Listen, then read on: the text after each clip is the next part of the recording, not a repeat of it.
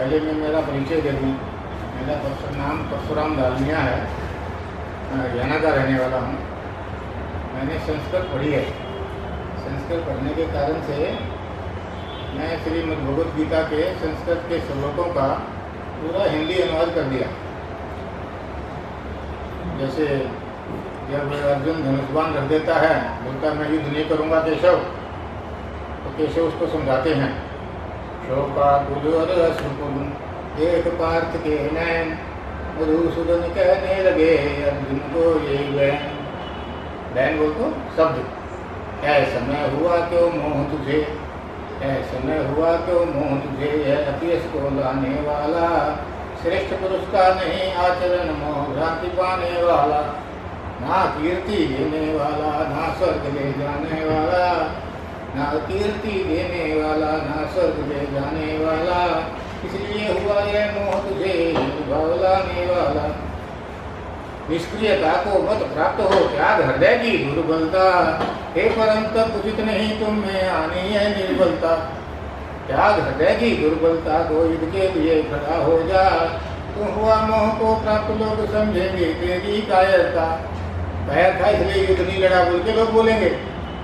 तो अर्जुन बोलते हैं, पिता मैं पर कैसे वार करूं मधुसूदन, द्रोणाचार्य गुरु पूजनीय है, इनसे कैसे लड़ूं मधुसूदन, इन्हें मारे अपने को कैसे भाग्यशाली समझूंगा मैं, शिक्षा मांग कर खाना की कल्याणकारी समझूंगा मैं।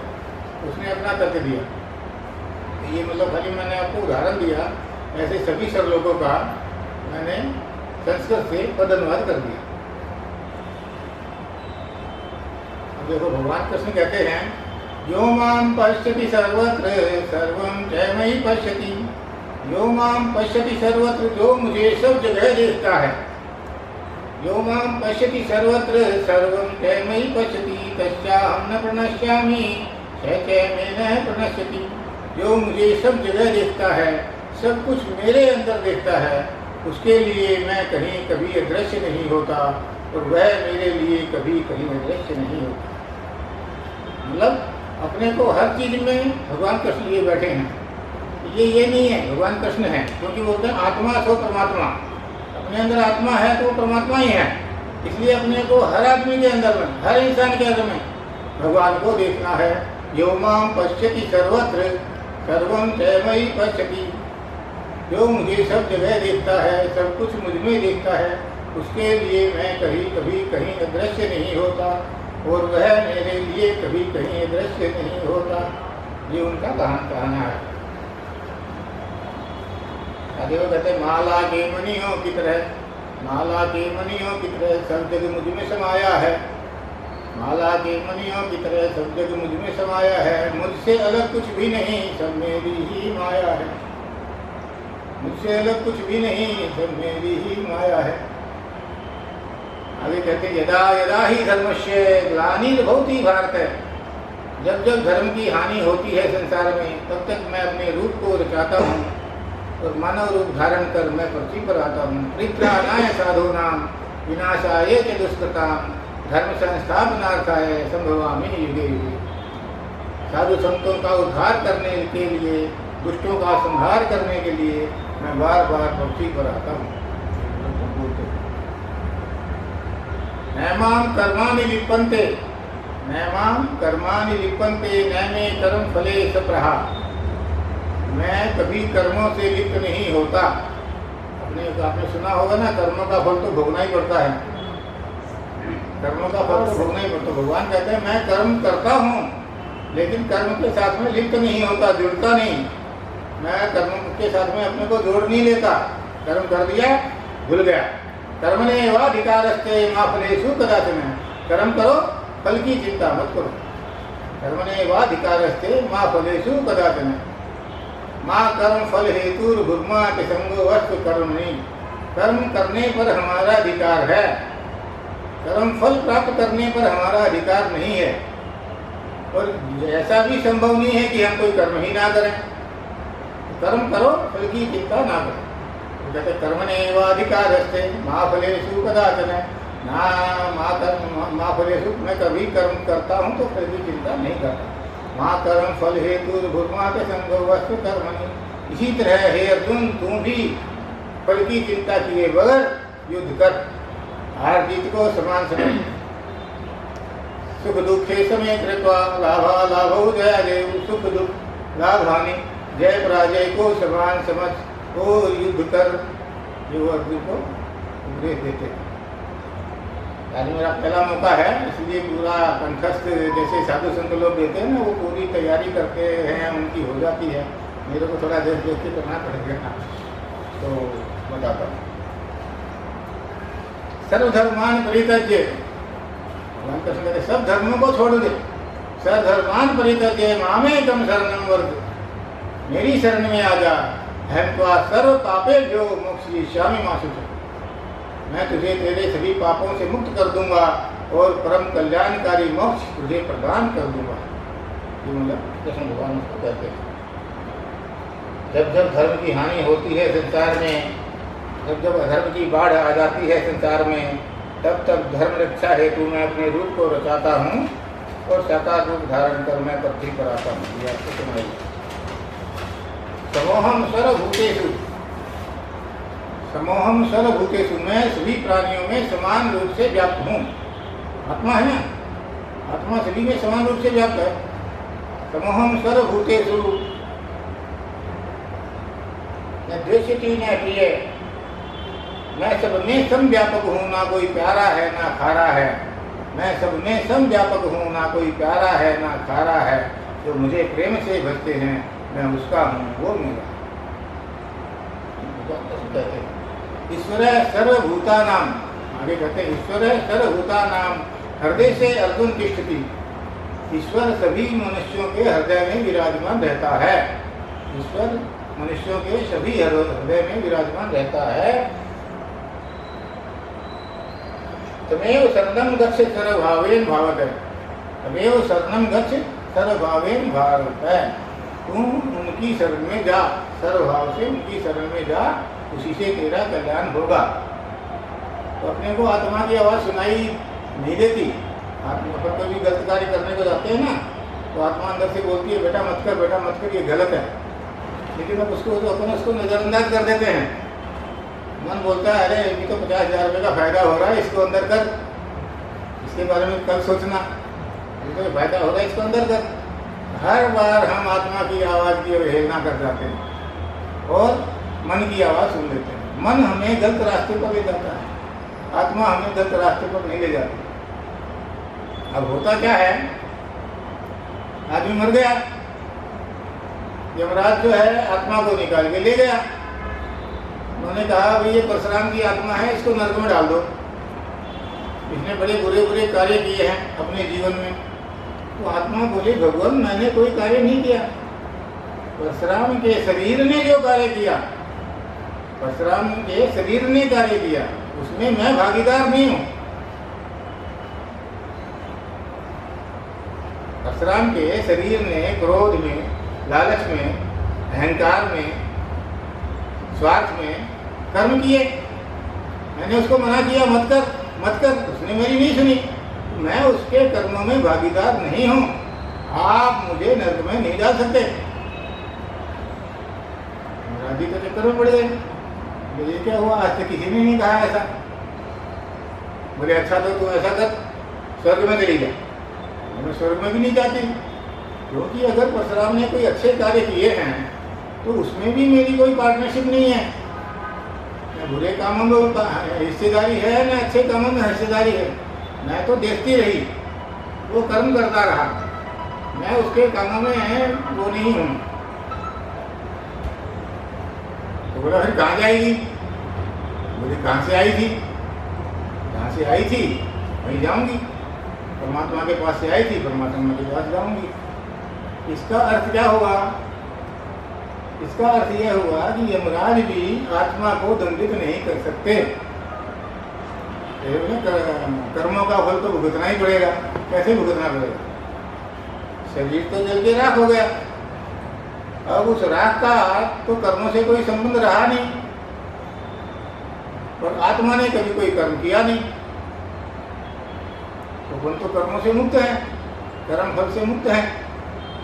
भी विचार करने वाली बात है। कोई भी साधु संत ये बातों को बताता नहीं है, क्योंकि साधु संत भी वही बातें बताते हैं लोगों को, उनको जो साधारण से समझ में आ जाए, जो उनको कठिन लगे, समझ में नहीं आए, ऐसी बात वो बताते नहीं हैं। जैसे मैंने आपको ही बता दी, कर्मों का फल भोगना ही नहीं पड़ता। फिर दोबारा बता रहा हूँ, क्योंकि कर्म जिस शरीर ने किए काम क्रोध लालच में, वो शरीर तो जलकर राख हो गया। अब उस राख का क्या संबंध है? अब उस राख का किसी भी कर्म से क्या संबंध है? कोई संबंध नहीं है। लेकिन होता क्या है, और जो शिष्य लोग होते हैं वो इतने तैयार तो नहीं होते ना, वो बोलते हैं यार ऐसा कैसे, चलो ठीक है हमने कोई पाप किया होगा तो पाप का कोई फल मिलेगा नहीं मिलेगा देख लेंगे, कोई खास बात नहीं। लेकिन हमने इतने पुण्य किए हैं, इतना दान धर्म किया है, उसका फल हमें कब मिलेगा? और पहुँच जाते हैं गुरु के पास में ये जानने के लिए कि गुरु जी हमारे पुण्य का फल क्या मिलेगा। गुरु जी क्या बोलेंगे? गुरु जी बता नहीं सकते, जो उनको मालूम है वो बताएंगे तो उनको भरोसा नहीं आएगा, विश्वास नहीं आएगा, तो कहना पड़ता है गुरु को ये तुम्हारे को अगले जन्म में मिलेगा। जबकि गुरु को मालूम है कि अगला जन्म होगा या नहीं होगा, नहीं मालूम। 84 लाख योनियों में भटकने के बाद में, 84 लाख योनियों में भटकने के बाद में कब जन्म होगा और कब फल मिलेगा। आज अपन देखते हैं हमारे बुजुर्ग हैं, माता पिता बाप दादा नाना, हजारों लाखों हजारों मर चुके, कभी किसी का पुनर्जन्म कहीं पर हुआ हो यह हमें नहीं मालूम। कहीं पर भी उल्लेख नहीं है कि गांधी जी का जन्म यहाँ हुआ, सुभाष चंद्र बोस का जन्म यहाँ हुआ, या हमारे दादाजी का जन्म यहाँ हुआ, कहीं नहीं। और न ही ये है कि कर्म फल पाप के फल उन्होंने भोगे हों। आप कॉन्टेक्ट कर सकते हो तो कॉन्टेक्ट करके देखो, क्या पिताजी दादाजी नाना जी मामा जी आप उनको पाप के फल मिले? क्या मिले? तो कैसे मिले? पुण्य फल मिला कि नहीं मिला? कोई उत्तर नहीं है। तो ये सब चीजें जो हैं अपने को, हिंदुस्तान में क्या है, सब भोले भाले लोग हैं, उनको जो सिखा दिया बचपन से सिखा दिया उन्होंने सीख लिया। आगे बताता हूँ आपको।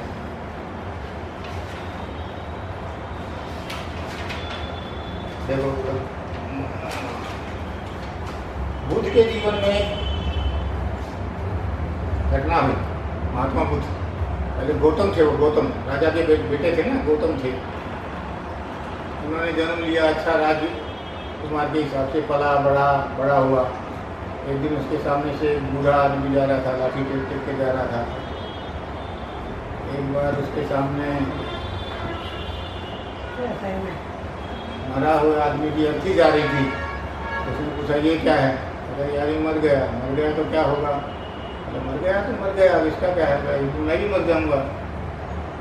तो उसने भी धर्म के बारे में मालूमात करने की सोची और गृहस्थ को त्याग कर, बीवी बच्चों को त्याग कर वो सन्यासी बन गया। सन्यासी बन के उस समय इतने भी बड़े बड़े ऋषि महर्षि थे, उनके आश्रम थे, उन सबके पास गया। उन ऋषि मुनियों ने, गुरुओं ने बुद्ध को जो जो कहा करने को, ऐसा करो ऐसा करो ऐसा करो, उन्होंने वैसा वैसा किया। लेकिन करने के बाद में बोले गुरु जी कुछ हुआ नहीं। फिर दूसरे गुरु के पास गए, उसने जो कुछ सिखाया वो सब किया, जितना कहा उससे अच्छा किया, कुछ हुआ नहीं। कि हमको तो जितना आता था उतना तुम्हारे को सिखा दिया, इससे आगे हमारे को भी कुछ नहीं मालूम। तो मतलब पुण्य करो फल उसके ऊपर छोड़ दो, पुण्य करो फल उसके ऊपर छोड़ दो। उसके गले पकड़ के रोने से कोई फायदा नहीं है। उसके गले पकड़ के रोने से हाय मैं इतना काम किया, इसका मेरे को मिलना, उसका रोने से कोई फायदा नहीं है। तो उनको 10 साल हो गए। 10 साल सारे हिंदुस्तान में जितने गुरु लोग थे, सब गुरुओं के पास में उसने शिक्षा ग्रहण की। लेकिन शिक्षा ग्रहण करने के बाद में ज्ञान तो बहुत हो गया, धर्म के बारे में जितना ज्ञान होना चाहिए वो सब हो गया, लेकिन रिजल्ट कुछ नहीं निकला। जैसे अपन बोलते हैं परमात्मा की प्राप्ति करना, परमात्मा की प्राप्ति करने के लिए राम राम राम राम राम राम राम राम राम राम राम राम बहुत किया, 2 साल किया, 3 साल किया, 4 साल किया, 5 साल किया, कुछ नहीं होगा। ओम नमो शिवाय, ओम नमो शिवाय, ओम नमो शिवाय। मैं बचपन में 4ठी क्लास से मंदिर जाता है, 4ठी क्लास से 11वीं क्लास तक बराबर मंदिर गया, हजार मनियों की मालाएं होती थी, ओम नमः शिवाय, ओम नमः शिवाय करते थे। हमने माता जी को भी देखा, पिताजी को भी देखा, सारी उम्र गुजर जाती है परमात्मा की प्राप्ति के लिए यत्न करते करते, लेकिन कभी दर्शन नहीं हुए। उनकी तो छोड़ो, मैं आपसे एक नई बात पूछता हूँ, लाखों सालों से अपने ऋषि, महर्षि, ब्रह्म ऋषि हैं, बड़े बड़े महर्षि हैं, उनके आश्रम हैं, किसी ने आज तक ये कहा कि मैंने परमात्मा को प्राप्त किया और इस ढंग से प्राप्त किया, इस सरल विधि से प्राप्त किया, इस सरल विधि से आप भी प्राप्त कर सकते हैं?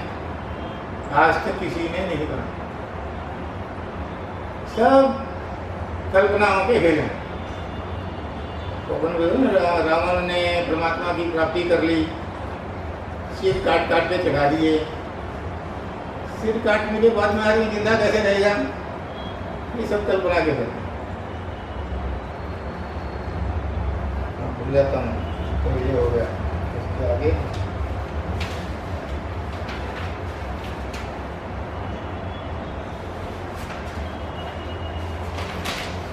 हाँ, महात्मा बुद्ध की बात बता रहा था। उन्होंने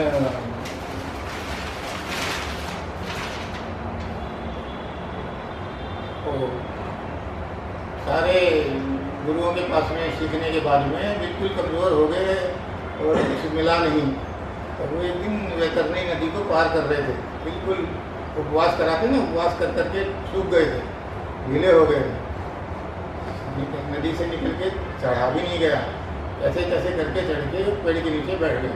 वहाँ वो सोचने लगे कि गलती कहाँ रह गई, पहले मैं सुखी था, गृहस्थ था, धन धान्य था, सुख भोग था, सब त्याग दिया, बाबाजी बन गया, अब ये सारी चीज़ें सीख ली, भगवान का नाम लेना, भक्ति करना, तपस्या करना, लेकिन कुछ रिजल्ट नहीं आ रहा, तो गलती कहाँ पर हो रही है? कहीं ना कहीं तो कुछ गड़बड़ है।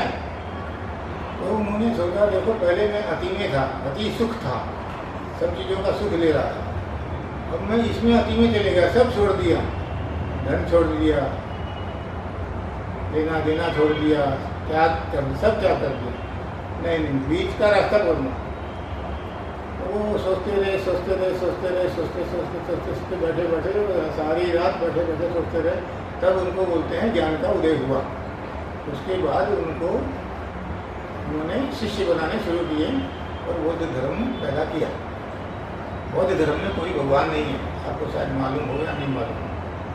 जैन धर्म में कोई भगवान नहीं है, जैन धर्म में पैगंबर हैं, तीर्थंकर। तीर्थंकर वो होते हैं जो काम, क्रोध, मद, लोभ इन सबको त्याग देते हैं, उसे कहते हैं तीर्थंकर। और कुछ लोग कहते हैं भगवान है, कुछ लोग कहते हैं भगवान नहीं। एक गांव में ऐसा ही हुआ, तो एक नास्तिक था, एक आस्तिक था। आस्तिक रोज ये करता था, आस्तिक के भगवान की बातें बताता था, नास्तिक रोज उल्टी उल्टी बातें बताता था। तो सब लोग तंग हो रहे थे, बोला एक दिन इनका बहस हो जाए तो बात खत्म हो जाए। तो उनकी बहस होने लग गई, सब लोग खुश हो गए, चलो आज ये फैसला हो जाएगा कि भगवान है या नहीं है। लेकिन हुआ क्या कि दोनों ने अपने इतने इतने इतने अच्छे अच्छे तर्क दिए कि आस्तिक तो नास्तिक हो गया और नास्तिक आस्तिक। सब अपने अपने बल के ऊपर खड़े हुए हैं। ये सब मान्यताओं का खेल है, आपने जो मान लिया वो सही है, मानो तो देव नहीं तो पत्थर। तो ऐसे ये सब चलते रहता है, चलते रहता है, चलते रहता है।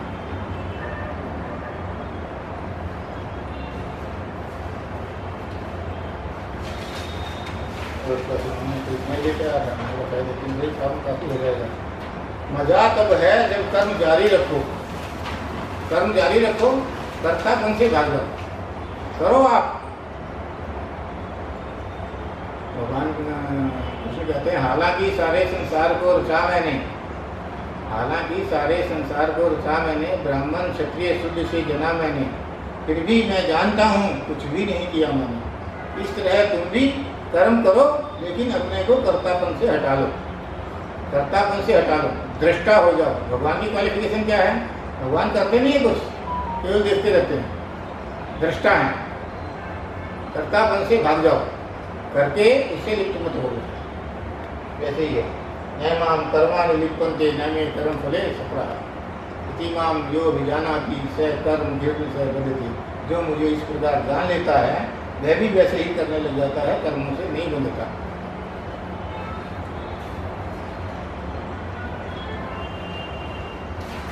एक आरती बनाई है मैंने, हिंदी आती है आपको? आती है? थोड़ा जो गा के देखेंगे, गा के देखेंगे, अच्छा लगेगा। जिसको हिंदी आती है तो आप गा के देखेंगे, बैठे बैठे कुछ ना कुछ करते रहते हैं। आपको आती है हिंदी?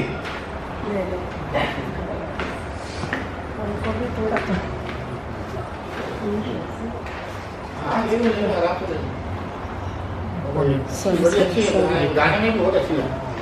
हे नंदलाला बाल गोपाला मुरलीधर सुखधाम प्रभो, हे नंदलाला बाल गोपाला गोपाला मुरलीधर सुखधाम प्रभो, हे माखन चोर हे मुकुट मोर हे बंसीधर घनश्याम प्रभो, हे माखन चोर हे मुकुट मोर हे बंसीधर घनश्याम प्रभो, हे गोवर्धन हे वासुदेव, हे गोवर्धन हे वासुदेव पापाहारी प्रणाम प्रभो, मुझको भी भक्ति प्रदान करो, करो आप ही का गुणगान करो, मुझको भी भक्ति प्रदान करो, करो आप ही का गुणगान करो। हे नंदलाला बाल गोपाला मुरलीधर सुखधाम प्रभो, हे यशोमती लाला असुरन काला कारागृह अवतारी प्रभो, हे यशोमती लाला असुरन काला कारागृह अवतारी प्रभो, हे नंदलाला गोकुल बाला कान्हा कुंज बिहारी प्रभो, हे देवकी नंदन कंस निकंदन मोर मुकुट मणिधारी प्रभो, हे देवकी नंदन कंस निकंदन मोर मुकुट मणिधारी प्रभो, तुम ही शिव हो, तुम ही विष्णु, तुम ही हो श्री राम प्रभो, हे नंदलाला बाल गोपाला मुरलीधर सुखधाम प्रभो, हे करुणा कर हे गोविंद पालक, हे करुणा कर हे गोविंद पालक यशोदा गोद निहारी प्रभो, हे करुणा कर गोविंद पालक यशोदा गोद बिहारी प्रभो, हे विश्व विमोचन भव होय मोचन द्रौपद सुधा दुखधारी प्रभो, हे गोपेश्वर हे विश्वेश्वर, हे धीर धीर चक्रधारी प्रभो, हे त्रिलोकी के रखवाले मुझको भी दो वरदान दो, हे त्रिलोकी के रखवाले मुझको भी दो वरदान करो, मुझको भी भक्ति प्रदान करो, करूँ आप ही का गुणगान करो। हे जगपालक को, हे जगपालक को संहार गोविंद कृष्ण मुरारी प्रभो, त्रियतापन सामन सद्गुण पावन भक्तन भव भय हारी प्रभो, त्रियतापन सामन सद्गुण पावन भक्तन भव भय हारी प्रभो, हे त्रिकालदर्शी हे अंतर्यामी बनवारी गिरिधारी प्रभो, हे त्रिकालदर्शी अंतर्यामी हे बनवारी